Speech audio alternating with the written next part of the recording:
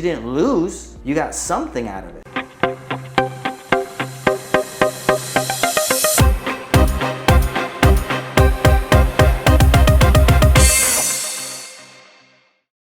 Most people don't buy items, investments, right after the crash.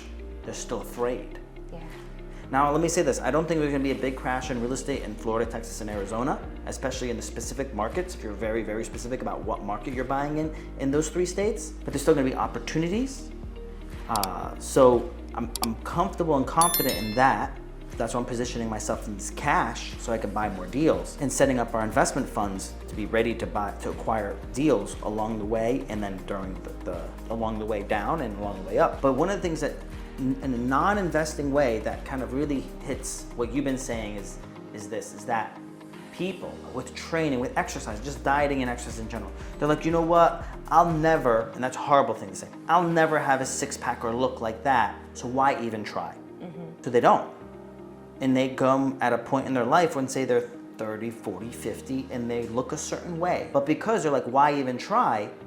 They don't eat right and they don't exercise, so they get even worse. Yes. And they're like, So man, true. I wish I tried to at least keep what I had. So good. Yes. And that's also another analogy of what's gonna happen now in the market. They're like, why even try? I'm gonna sit on the sidelines, do nothing, and because I'll wait till it's more convenient or something, or I have more free time, or whatever their excuse is. But in this market, the inflation is gonna be so aggressive eating up your assets that if you have two options, having $100,000 that is, or $1 million sitting in the bank that is doing nothing, and inflation ate it away and you lost 25% of your purchasing power in a year, or option two, buy an asset that maybe didn't go up as much as you wanted it to, but at least you didn't lose 25% of your purchasing power. You got something out of it because Right. you're still in a healthier position of your two options, right? So it's like people as they get older, they're like, oh, you know, everything hurts and I'm not as young as I used to and my recovery time isn't as good, so I shouldn't work out. And then they realize, dang, because I didn't work out, Right. I aged faster. Yes. Where if you do work out, guess what's gonna happen? You're still gonna age. Right. You can't change the fact that you're gonna age. You're gonna get older. But at least you aged youthfully.